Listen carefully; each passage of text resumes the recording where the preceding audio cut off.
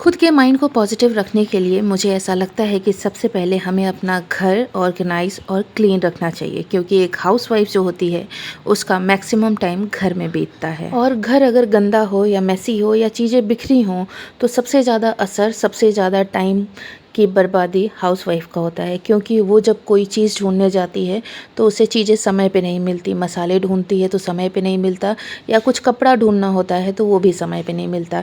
इसके लिए बहुत ज़रूरी है कि सबसे पहले हम अपने घर को प्रॉपर तरीके से सेट करें और ये ध्यान दें कि हमें किस चीज़ की ज़रूरत कहाँ है। हमें अपने ज़रूरत के अकॉर्डिंग घर की चीज़ों को सेट करना चाहिए। जिन चीज़ों की ज़रूरत आपको जहाँ है, आपको वहाँ सारी चीज़ें उस तरीके से ऑर्गेनाइज़ करके रखनी चाहिए जिससे आपको जब भी ज़रूरत हो, जब भी चाहिए हो कुछ भी, तो तुरंत मिल जाए। जब घर ऑर्गेनाइज हो जाता है तो हमें ध्यान देना चाहिए मंथली डीप क्लीनिंग पे। इससे क्या है कि जब भी हमारा थोड़ा भी कुछ क्लटर इकट्ठा होता है तो वो जो डीप क्लीनिंग का टाइम होता है उसमें वो सारे क्लटर हट जाते हैं, जिसकी वजह से हमारा घर कभी क्लटर से नहीं भरता है और हमारी चीज़ें हमेशा ऑर्गेनाइज रहती हैं, टाइम पे मिलती हैं और एक हाउसवाइफ की टाइम की बचत होती है।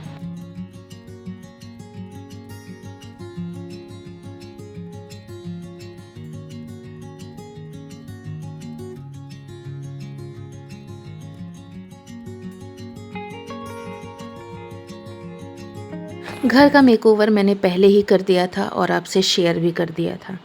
अब बारी है डीप क्लीनिंग की, जो मैं हमेशा करती रहती हूँ।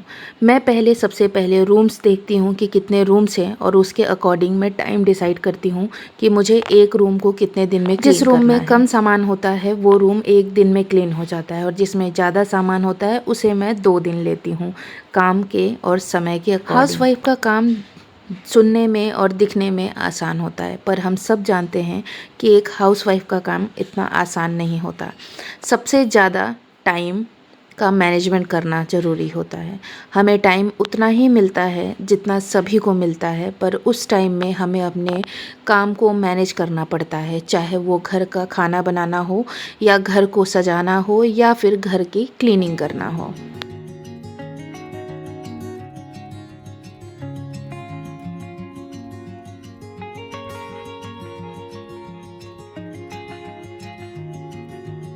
मैंने लिविंग रूम का मेकओवर पहले ही कर दिया था, जिसकी वजह से आज मेरे टाइम की बचत है। बचत इस तरीके से है कि बस मुझे सामान हटाना है, कुछ जाले हटाने हैं, थोड़े बहुत डस्टिंग करनी है और सामान को वापस से पोंछ के क्लीन करके वापस से वहीं लगा देना है। तो इससे हमारा बहुत सारा टाइम बच जाता है और हमारा घर भी हमेशा इसके साथ ही ये भी हमेशा कोशिश करें कि जब भी आप घर को क्लीन करने चलें तो घर की एक एक चीज़ें आप क्लीन कर दें, जिससे कि आपका वो जो एक रूम है, वो लिविंग रूम हो या बेडरूम, उस रूम का काम टोटली ख़त्म हो जाए।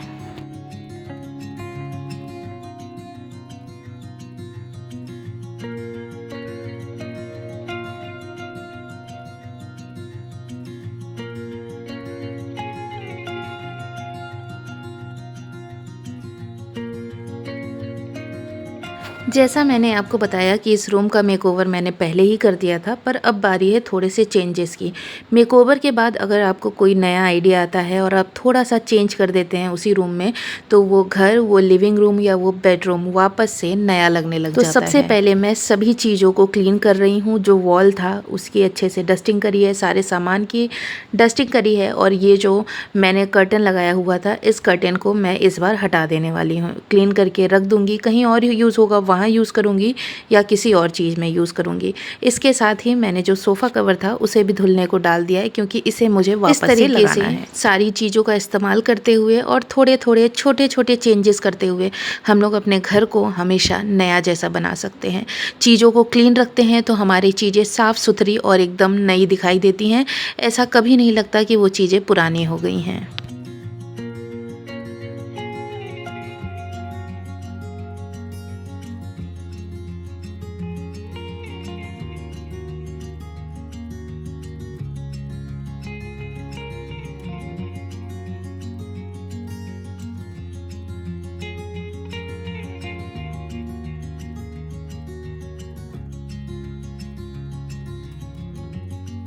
अभी मैं यहाँ पे ज़्यादा चेंजेस नहीं कर रही हूँ, थोड़े से कुशन रखने का तरीका और कर्टेन में चेंज करूँगी, बाकी वापस से सभी चीज़ों को साफ़ करके रख दे रही हूँ।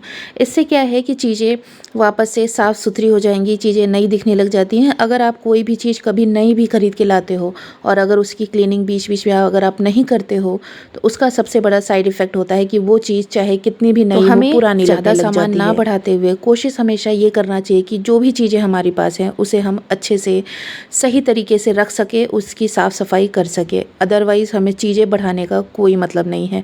पैसे की भी वेस्टेज होती है और उसके साथ ही सामान भी वेस्ट हो जाता है अगर हम उसका टेक केयर नहीं कर पाते। यहाँ पे मैंने सारी चीज़ों को वापस से क्लीन करके रख दिया है और जो आर्टिफिशियल प्लांट थे उसे भी इस तरीके से शैम्पू के वाटर में, बेसिकली वाटर डाला है उसमें डाल दिया है शैम्पू, इस तरीके से डिप करके छोड़ दिया है जिससे कि जो भी गंदगी होगी वो छोड़ देगी। और थोड़ी देर बाद मैं इसे क्लीन करके सूखने के लिए डाल दूँगी, क्योंकि ये इसके जो फ्लावर है वो बहुत नाजुक है, इसे मैं रब करूँगी तो सही नहीं रहेंगे, इसलिए इसे सोक करना ही ज़्यादा बेटर है।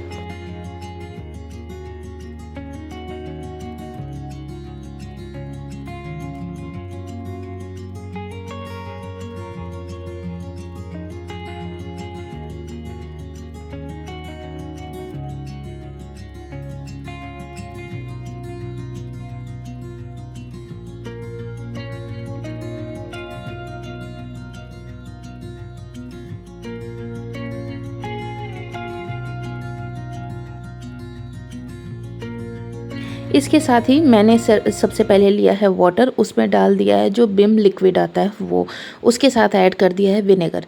इससे आप थोड़ा भी मतलब कोई भी चीज़ की क्लीनिंग करते हो ना तो वो चीज़ से एक अलग स्मेल आती है, वो एकदम क्लीन हो जाता है और जो एक्स्ट्रा दाग धब्बे होते हैं जो नहीं छूटते हैं वो विनेगर की हेल्प से बहुत आसानी से छूट जाते हैं। तो हमेशा मैं पंखे को भी इसी सोल्यूशन से साफ़ करती हूँ। इनफैक्ट मैं फ्रिज को या फिर जो भी ऐसी चीज़ें होती हैं किचन को इसी सोल्यूशन से साफ़ करती हूँ। एक फ्रेशनेस आती है, इसके साथ ही ऐसा लगता है कि जैसे सारे जम्स हट गए हों। इसके साथ ही मैं मतलब ये इसलिए कह रही हूँ, जब आप पंखा साफ़ करोगे और पंखे के साफ़ करने के बाद जब वो चलाओगे तो आपको एक अलग सा फील आएगा, एक अलग सी फ्रेशनेस रहेगी, घर में एक अलग सा विनेगर की स्मेल रहेगी। ये है जो बहुत पुराना, मतलब ये घर पुराना ही है क्योंकि मेरा रेंटेड हाउस है, मुझे ज़्यादा ऑप्शन नहीं थे, तो ये घर पुराना ही है, पर इसकी जो चीज़ें हैं वो भी बहुत पुराने तरीके की हैं। पर हमें कभी भी ना किसी भी चीज़ में दुखी नहीं होना चाहिए कि हमें लग रहा है कि ये बहुत पुराना घर है, ये नहीं, हमें जगह के अकॉर्डिंग जो चीज़ें मिलती हैं या समय के अकॉर्डिंग जो भी चीज़ें मिलती हैं उसमें खुश रहना, उसे अच्छे से रखना, ये मुझे ये कहने की ज़रूरत नहीं है कि मुझे ये कहना पड़ेगा कि ये करना चाहिए। हम हाउसवाइफ हैं, हम लोग यही करते हैं।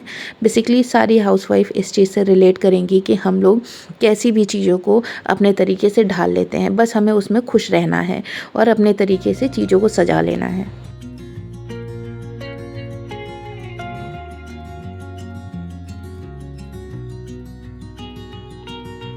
सबसे पहले मैंने इस अलमीरा को क्लीन किया है। ये सीमेंट की अलमीरा है जो दीवार में ही बनती है उस तरीके से, और इस पे सिर्फ वुडन का इस तरीके से डोर, छोटे छोटे डोर लगा रखे हैं। हर एक अलमीरा पे एक एक छोटे छोटे स्लाइडिंग डोर्स लगा रखे हैं। ये स्लाइडिंग डोर्स भी बहुत पुराने हो गए हैं तो इसे मैंने क्लीन कर दिया था। ये जहाँ स्लाइड करने का एरिया है उसे भी क्लीन किया हुआ है जिससे ये अभी भी अच्छे से स्लाइड हो पाते हैं।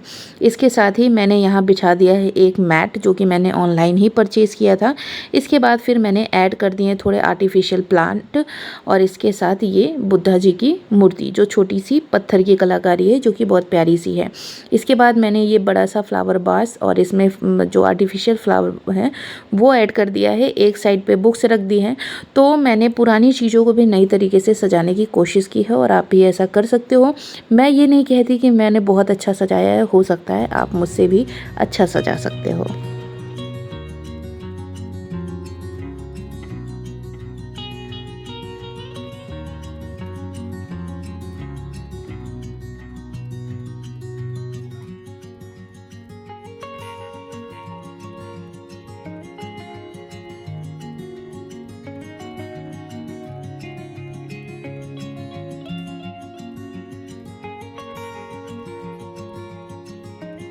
हमें अपने आसपास के एरिए को साफ़ सुथरा और जो भी चीज़ें हमारे पास है उससे सजा के रखना चाहिए। उससे पॉजिटिव फील होता है, क्योंकि सबसे ज़्यादा घर में समय हम हाउसवाइफ ही बिताते हैं। तो इसलिए अगर आपको वीडियो अच्छा लगा हो और थॉट थोड़े भी अच्छे लगे हों तो वीडियो को लाइक कीजिएगा। फिर मिलते हैं अगले वीडियो में, तब तक आप वीडियो एंजॉय करिए और फाइनल व्यू देख सकते हैं। सिर्फ एक चेन से कितना प्यारा लगने लगता है।